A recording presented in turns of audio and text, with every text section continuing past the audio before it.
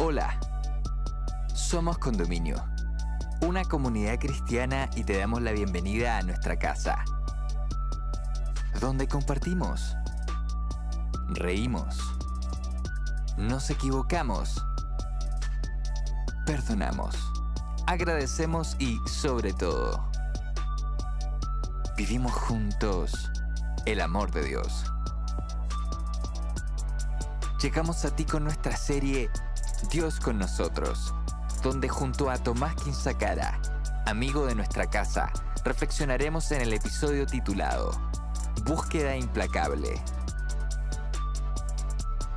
¿Qué estamos dispuestos a hacer para buscar la verdad? ¿Y qué hacemos cuando la encontramos? Te invitamos a escucharlo y esperamos puedas encontrar muchas respuestas a estas preguntas en este episodio.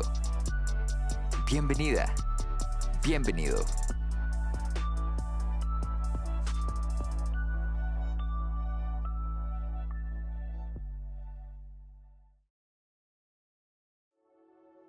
Hola amigos, ¿cómo están? Espero que se encuentren muy bien.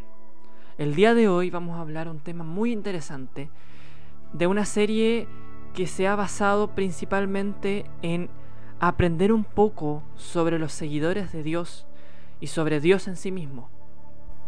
Hoy vamos a hablar de un personaje que termina siendo alguien muy importante para todos los que estamos viendo en este momento. En un inicio, la Biblia nace como un libro para un solo pueblo escogido. Y eso es algo que yo creo que más de alguno que ha estudiado la Biblia, ya sea por deseo de estudiar la Biblia, como también por amistades, por conocimientos generales, por las películas, quien sea que se haya acercado alguna vez al texto bíblico se puede dar cuenta que todo parte con el pueblo de Israel. De por sí, aparentemente el único pueblo escogido siempre fue el pueblo de Israel. Era como este niño primogénito que era el beneficiado, el que sí tenía bendición del Señor, el que sí era cuidado por Dios, el que vencía a todos porque en verdad tenía a papá de su lado. Esa vida, en general, la tenemos retratada durante todo el primer subconjunto de libros de la Biblia. El Pentateuco se basa 100% en explicar por qué el pueblo de Israel es el pueblo escogido. Y luego, durante el resto de libros hasta terminar el Antiguo Testamento, todo lo que se habla es que el pueblo de Israel iba a vivir la llegada del Mesías. Iban a ser liberados.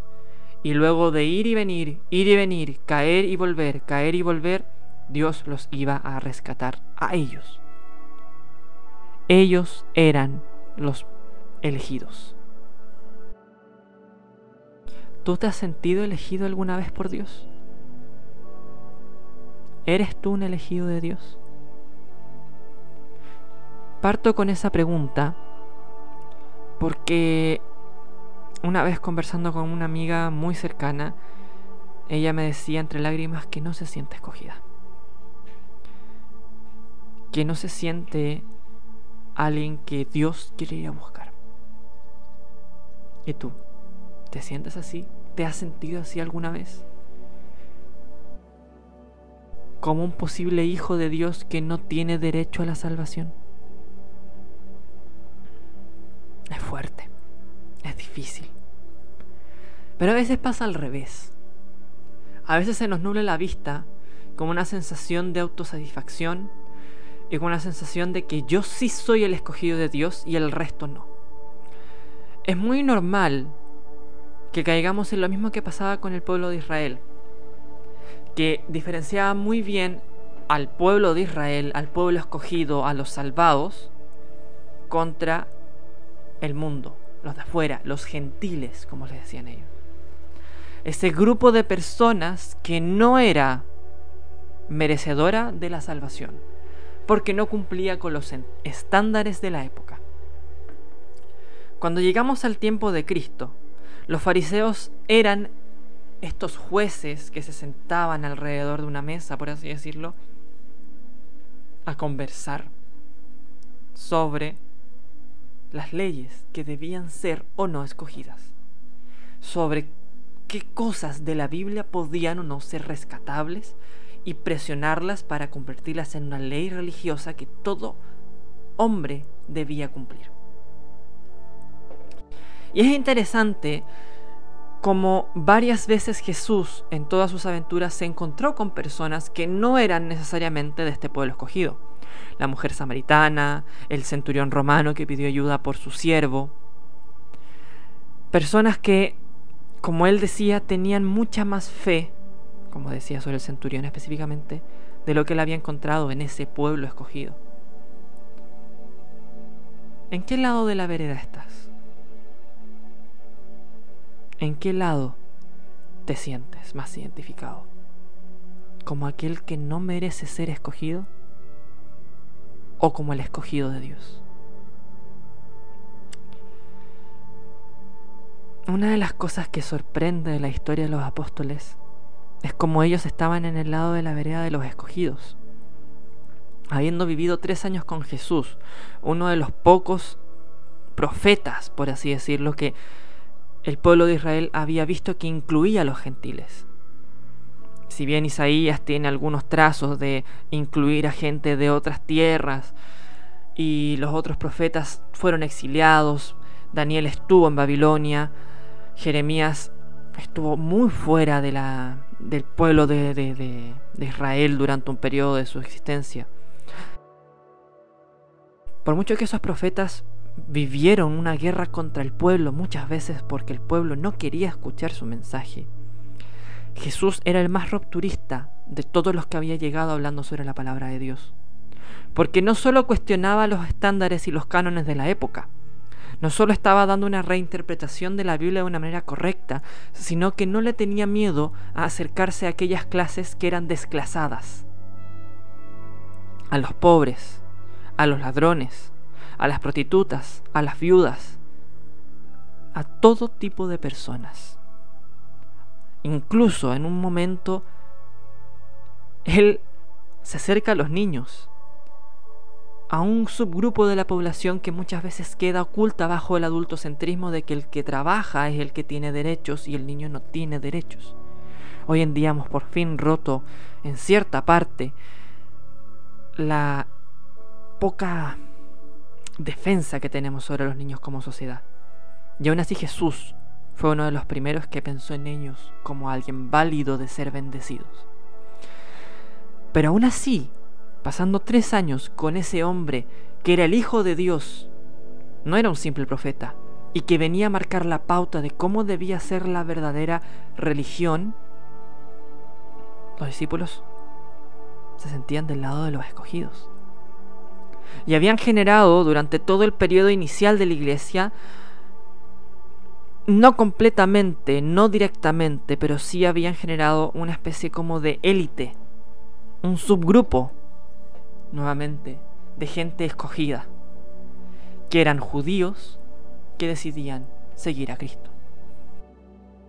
De hecho, en este mismo libro que es Hechos, que es el que tengo abierto aquí, que vamos a conversar sobre el capítulo 10, por si quieren ir buscándolo por mientras, pero en este mismo libro se cuenta una pelea que tuvieron Pablo y Pedro, 2 discípulos, apóstoles históricos. Pablo no era discípulo, perdonen, pero sí eran seguidores de Cristo muy aférrimos, líderes de la iglesia muy importantes, y tuvieron una discusión, una pelea, entre comillas, por sobre quiénes podían acceder a la salvación, si todos o solo los circuncidados. Aún así, en el capítulo 10 de Hechos, Dios le toca tirarle las orejas a Pedro. Pedro, el líder de la iglesia. Pedro, el cabecilla que tenía dentro de los apóstoles el mayor liderazgo de una forma innata. A Pedro le toca responder por ese error de separar las aguas. La historia de Hechos 10 no se centra 100% en Pedro, Parte contando sobre Cornelio, un líder de las tropas romanas, si no mal recuerdo específicamente era un centurión, el cual, sí, específicamente era un centurión, aquí en el versículo 1 lo dice, el cual se le describe como piadoso y temeroso de Dios. Una persona que sí estaba de acuerdo al corazón de Dios, pero que no parecía tener derecho a la salvación, porque era de fuera de este muro que se había armado de los escogidos. Y es así como Cornelio es llamado por Dios y Dios le dice que mande a alguien de sus tropas a buscar a Pedro, porque Pedro le iba a servir para poder alcanzar la salvación. Y claro, Pedro se encontraba orando. Dice la Biblia que Pedro tenía hambre. Así parte en el versículo 10. Tenía mucha hambre, quería comer, pero mientras preparaban la comida, le sobrevivió un éxtasis, dice. La definición directa de este éxtasis sería que entró en visión, como que algo lo sobresaltó. Y dice que vio el cielo abierto y un vaso descendía hacia él como un gran lienzo de los 4 cabos y era bajado a la tierra, una sábana, una manta. Y en esta manta, en esta sábana, en este vaso, había toda clase, versículo 12, de cuadrúpedos terrestres y de fieras y de reptiles y aves del cielo. Y le vino una voz del cielo, que sabemos quién es esa voz, y le dice: levántate, Pedro, mata y come. Entonces Pedro le dijo: Señor, no, porque ninguna de estas cosas es común o inmunda yo he comido jamás. Yo no puedo comer de esto.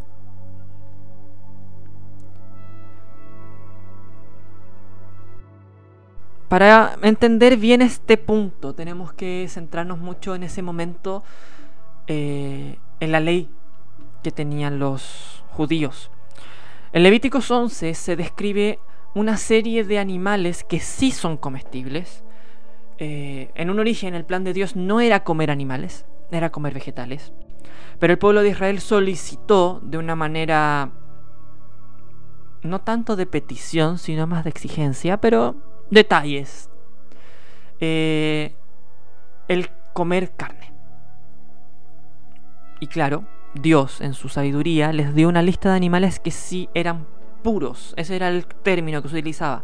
Animales que sí se podían comer. Si uno analiza desde un punto de vista científico actualizado esos animales, normalmente son todos los que no tienen infecciones severas que puedan afectar la salud de las personas de una manera mortal. Claro, las vacas sí pueden tener infecciones, los cabritos también, pero son infecciones que son leves, que no te van a matar, pero sí lo hacen algunos mariscos o el cerdo con la tricomona. Entonces, es una manera que tenía Dios de, comillas, cumplir el capricho de su pueblo escogido y darles una pauta de alimentos que los mantuviese sanos.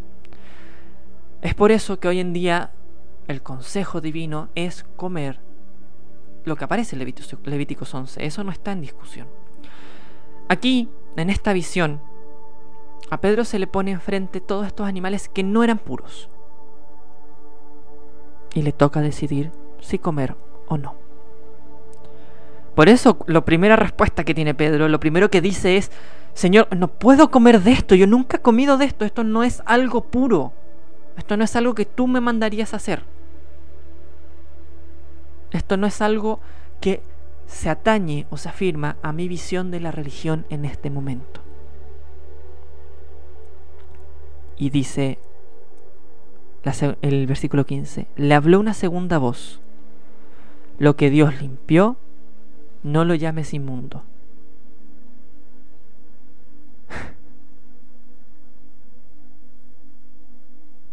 Tremendo palo.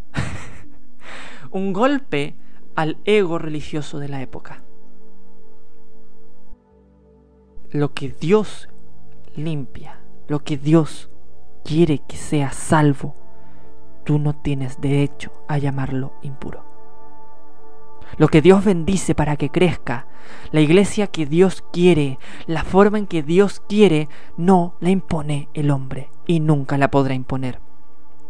Nunca Dios podrá ser cuestionado. Pero el hombre tiene una tendencia continua a cuestionar, más que nada por el ego de cumplir un checklist de cosas que aparentemente son la ley. No estoy diciendo que debemos rebelarnos contra la ley. No estoy diciendo que la Biblia no tenga validez hoy en día. Estoy diciendo que el momento en que Dios da las definiciones de cómo debes vivir tu vida está en la intimidad.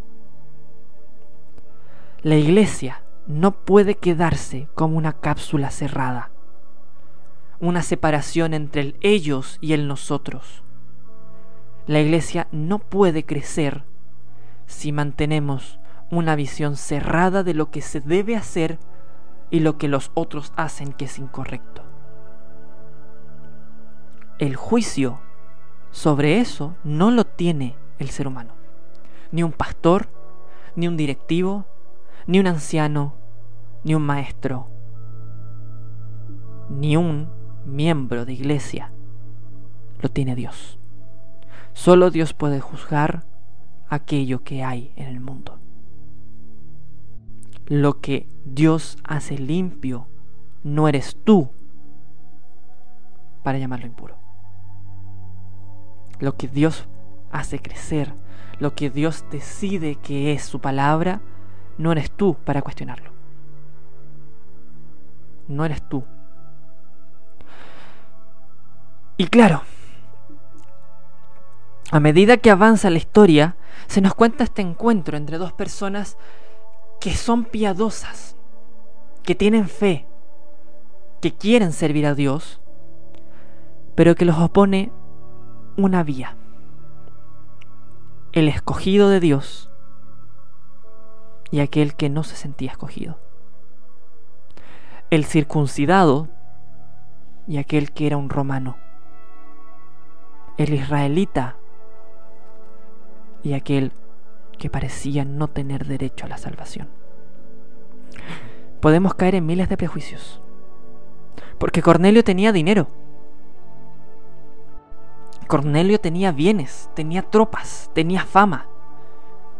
Tendemos a creer que las personas con dinero tampoco pueden ser salvas, porque los corrompe, porque Jesús en su palabra dijo: es más difícil que un rico entre al reino de los cielos que un camello pase por el ojo de una aguja.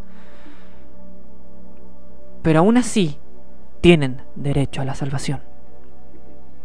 Es así como al final de esta historia, en el versículo 47 dice: ¿puede alguno impedir el agua para que no sean bautizados estos que han recibido el Espíritu Santo también como nosotros? Y les mandó que fueran bautizados en el nombre del Señor, y le rogaron que se quedasen por algunos días. A esa conclusión llega Pedro, luego de un largo momento con Cornelio. Luego de darse cuenta que el Evangelio, que la salvación, que el derecho a ser elegido no lo daba una nación, un rito, una ley, lo daba el corazón. ¿Te sientes escogido? ¿Te sientes una persona que puede ser escogida por Dios? Déjame decirte que sí puedes. No importa cómo seas. Solo importa que tengas el deseo de escucharlo y de acercarte a Él. Y al revés, eres un escogido de Dios. No le cierras las puertas a nadie. La iglesia debe ser un lugar inclusivo para todos. No tienes derecho a decidir qué es lo correcto y qué es lo que no es correcto, porque es Dios quien tiene derecho de juzgar. A ti solo te queda aceptar la voluntad de Dios, porque así Y solo así, por fin podremos cumplir el deseo de Jesús, y es que todos podamos residir en su amor. Hemos llegado al final de este episodio. Esperamos que estos minutos hayan sido relevantes para tu vida. Puedes acercarte a nuestra comunidad suscribiéndote en nuestro canal para recibir más contenido disponible. Para seguir ampliando el alcance de estos mensajes a más personas, puedes contribuir económicamente escribiéndonos a hola@somoscondominio.cl. Gracias por estar con nosotros. Nos encontramos en un próximo episodio.